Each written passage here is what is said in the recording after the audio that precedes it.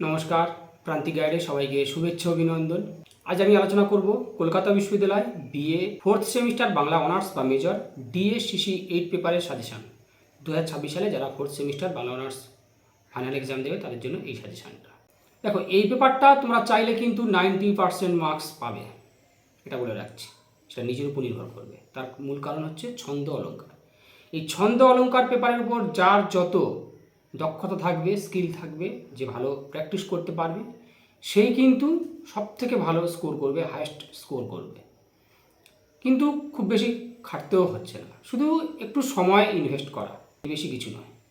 এই ব্যাপারটা খুব ভালো করে প্র্যাকটিস করো। ছন্দ এবং অলঙ্কার এর জন্য বই কিনে নাও আলাদা আলাদা করে। আর যদি মনে করো যে আমার কাছে অনলাইন ক্লাস করতে চাও বা নোটস কিনে নিতে চাও, স্ক্রিনে দেওয়া নাম্বারে যোগাযোগ করবে।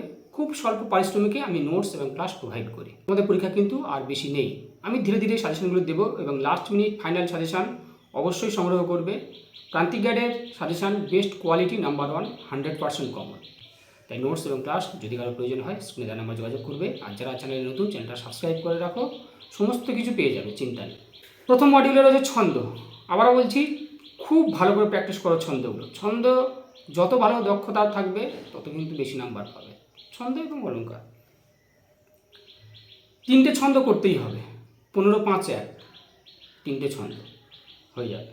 স্বরবৃত্ত ছন্দ, অক্ষরবৃত্ত ছন্দ, মাত্রাবৃত্ত ছন্দ। 3টে ছন্দ আবার বিভিন্ন নামে কিন্তু প্রচলিত, সেই নামগুলোও জেনে রাখতে হবে। ছন্দের নোটস লেখার একটা স্ট্র্যাটেজি হচ্ছে, প্রথমে সংজ্ঞা দেবে, তারপরে একটু আলোচনা দেবে, তারপরে উদাহরণ, তারপরে বৈশিষ্ট্য অনুযায়ী উদাহরণ। কমপক্ষে 12টা থেকে 14টা পয়েন্টস দিতেই হবে। 12, 14টা, 15টা পয়েন্টস দিতেই হবে, 15 নাম্বার। এবং অন্তত 5টা 6টা পয়েন্টস বৈশিষ্ট্য অনুযায়ী উদাহরণ। ধরো স্বরবৃত্ত ছন্দ, স্বরবৃত্ত ছন্দের লয় হয় দ্রুত, দ্রুত লয়ের একটা উদাহরণ।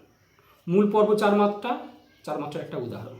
পর্বের আদি অক্ষরে শাসাঘাত বা চাপ পড়ে, তার একটা উদাহরণ। এমনভাবে কিন্তু নোটসটাকে সাজাতে হবে, সুন্দর পরিষ্কার পরিচ্ছন্ন করে, খুব ভালো স্ট্যান্ডার্ডভাবে লিখতে হবে। যেভাবে বললাম এই স্ট্র্যাটেজিতে নোটসটাকে সাজাও, দেখবে 15-র মধ্যে 12-13 নাম্বার অবশ্যই পাবে। 90% স্কোর যদি করতে চাও, আমি যেমনভাবে বলছি ঠিক তেমনভাবেই ফলো করো। 3টে ছন্দ অবশ্যই করবে তাহলে: স্বরবৃত্ত ছন্দ, অক্ষরবৃত্ত ছন্দ, মাত্রাবৃত্ত ছন্দ। এবার ওখানে টিকা বা একের জন্য অবশ্যই করবে। আমি শর্ট কোশ্চেনে ভিডিও দেব। পর্ব, চরণ, লয়, মাত্রা, জ্যোতি, পয়ার, মহাপয়ার, গদ্য ছন্দ, প্রাচীন মাত্রাবৃত্ত ছন্দ, সনেট, এই কটা টিকা হিসেবে করে রাখবে। এবং সবথেকে বড় জিনিস হচ্ছে নির্ণয় করতে দেবে। ছন্দ নির্ণয় 5-এ পড়বে, 5-এর 5 পাবে একদম। সময়ও বাঁচলো এবং সবথেকে বেশি নাম্বার ফুল স্কোর করতে পারলে 5-এর 5 হয়ে গেল মডিউল 1। এবার যাব মডিউল 2, অলঙ্কার। এক্ষেত্রেও তাই, একই ফরম্যাট, একই স্ট্র্যাটেজি। অলঙ্কার নির্ণয় করতে হবে, 5-এর 5 পাবে যদি সঠিকভাবে লিখতে পারো। অলঙ্কার নির্ণয় কীভাবে করতে হয়, কীভাবে লিখবে, সেটা আমি দেখিয়ে দেবো, চিন্তা নেই। তবে খুব ভালো করে বই কিনে প্র্যাকটিস করো। প্রত্যেক দিন অন্তত 30 মিনিট সময় ছন্দ অলঙ্কারের জন্য, 30 1 ঘন্টা 60 মিনিট সময় দাও ছন্দ অলঙ্কারের জন্য। পড়তে হচ্ছে না। এখানে রয়েছে অনুপ্রাস অলঙ্কার, যমক অলঙ্কার, শ্লেষ, বক্রোক্তি, ব্যাজস্তুতি। দেখো, অলঙ্কার নির্ণয় কোথা থেকে আসবে তো সেটা বলা যায় না, তাই সমস্ত অলঙ্কারগুলো জেনে রাখবে, নিয়মকানুনটা মনে রাখবে। অনুপ্রাস, যমক, শ্লেষ, বক্রোক্তি, ব্যাজস্তুতি, উপমা অলঙ্কার, রূপক অলঙ্কার, উৎপ্রেক্ষা অলঙ্কার, সমাসোক্তি অলঙ্কার, অপোন্নতি, সবকটাই পড়তে হবে। নোটসের জন্য আমি বলবো খুব ভালো করে করবে। আমি তো লাস্ট মিনিট ফাইনাল সাজেশন দিই, আর তোমাদেরও দেবো, চিন্তা নেই। সালের সংক্ষিপ্ত প্রশ্নোত্তরও দেবো। অনুপ্রাস, যমক, শ্লেষ, বক্রোক্তি, ব্যাজস্তুতি খুব সহজ অলঙ্কার। এগুলো খুব ভালো করে দখলে নাও। এবং উৎপ্রেক্ষা, সমাসোক্তি বা উপমা ওটা কিন্তু খুব সহজ। রূপকটা একটু ডিফিকাল্ট, অনেক শ্রেণীবিভাগ রয়েছে।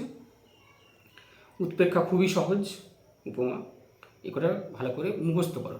অলঙ্কার নোটস কেমনভাবে লিখবে? প্রথমে সংজ্ঞা দিলে, তারপরে একটা উদাহরণ, একটা ব্যাখ্যা, আর একটা উদাহরণ, আর একটা ব্যাখ্যা, অর্থাৎ 2টো উদাহরণ, 2টো ব্যাখ্যা দিতে হবে। অলঙ্কারের নোটস লিখতে গেলে সংজ্ঞা, তারপরে হচ্ছে তোমার 2টো উদাহরণ, 2টো ব্যাখ্যা দিতে হবে। ক্লিয়ার? তারপরে হচ্ছে তার শ্রেণীবিভাগগুলো, সেই অলঙ্কারের শ্রেণীবিভাগগুলো, শ্রেণীবিভাগের সংজ্ঞা, উদাহরণ, ব্যাখ্যা, তারপরে বৈশিষ্ট্য দিতে হবে। এভাবেই কিন্তু অলঙ্কারের নোটস সাজাতে হবে। তাহলেই কিন্তু তোমরা ফুল মার্কস পাবে। আর নির্ণয় তো পড়বে, নির্ণয়টা মোটামুটি যদি ঠিক করে আসতে পারো 5-এর 5। আবারও বলছি, এই পেপারে আমার কিন্তু স্কোর আছে আমার স্টুডেন্টদের 94, 93 প্রিভিয়াস রেকর্ড। তাই ছন্দ অলঙ্কার খুব ভালো করে করো। এবার যাও প্রবন্ধ, 4টে প্রবন্ধ টেক্সট খুব ভালো করে দেখলে না। কমলাকান্তের দপ্তরের পতঙ্গ প্রবন্ধ, প্রমথ চৌধুরীর বই পড়া প্রবন্ধ, রবীন্দ্রনাথ ঠাকুরের মেঘদূত প্রবন্ধ আর পূর্ব পশ্চিম প্রবন্ধ। এই 4টে প্রবন্ধ রয়েছে। 4টে প্রবন্ধ দেখো, একটা করে নোটস মুখস্থ করো। আমি কোশ্চেনগুলো বললাম না। যেমন ধরো পতঙ্গ প্রবন্ধ, মনুষ্য মাত্রই পতঙ্গ, বা পতঙ্গ প্রবন্ধের রূপক কিনা সেই অর্থে মোটামুটি বিচার করো, আলোচনা করো, যেমনভাবে পড়ুক না কেন। বা কমলাকান্তের চরিত্র, বই পড়ার স্বরূপ বা বই পড়ার প্রয়োজনীয়তা, তাৎপর্য ব্যাখ্যা করো, আবশ্যিকতা, যেমনভাবেই আসুক না কেন, কোশ্চেন তো ঘুরিয়ে ফিরিয়ে আসে। মেঘদূত প্রবন্ধে মানুষেরা এক একটি বিচ্ছিন্ন দ্বীপের মতো, তাৎপর্য করো। পূর্ব পশ্চিম প্রবন্ধ অনুসরণে রবীন্দ্রনাথের ইতিহাস ভাবনার পরিচয় দাও, অথবা আধুনিক যুগের মনীষীরা কীভাবে ক্রমাগত পশ্চিমের সঙ্গে পূর্বকে মিলিয়ে নেওয়ার মহৎ প্রয়াস করে গেছেন তা পূর্ব পশ্চিম প্রবন্ধ অনুসরণে বুঝিয়ে দাও। যাই আসুক না কেন, যেমনভাবে আসুক না কেন, শুধুমাত্র একটা করে নোটস মুখস্থ করো, আর কিচ্ছু করতে হবে না। এখান থেকে কেন, সমস্ত পেপারের আমি লাস্ট মিনিট ফাইনাল সাজেশান দেবো, চিন্তা নেই। প্রান্তিক গাইডের লাস্ট মিনিট ফাইনাল সাজেশান কেউ মিস করবে না, এটা বলে রাখছি। আর যারা অনলাইন ক্লাস করতে চাও বা নোটস সংগ্রহ করতে চাও, স্ক্রিনে দেওয়া নাম্বারে যোগাযোগ করবে, সমস্ত কিছু পেয়ে যাবে। সঙ্গে থাকো, চিন্তা নেই, আমি আছি। কোনো সমস্যা হলে অবশ্যই যোগাযোগ করবে, আমি হেল্প করবো। কার কী প্রয়োজন কমেন্টস করো। অনেকে কমেন্টস করেছিল গৌড়চন্দ্রিকা নোটস, গৌড়চন্দ্রিকার নোটসটা আমি আপলোড দেবো। চ্যানেলের সঙ্গে থাকো, সাবস্ক্রাইব করে রাখো।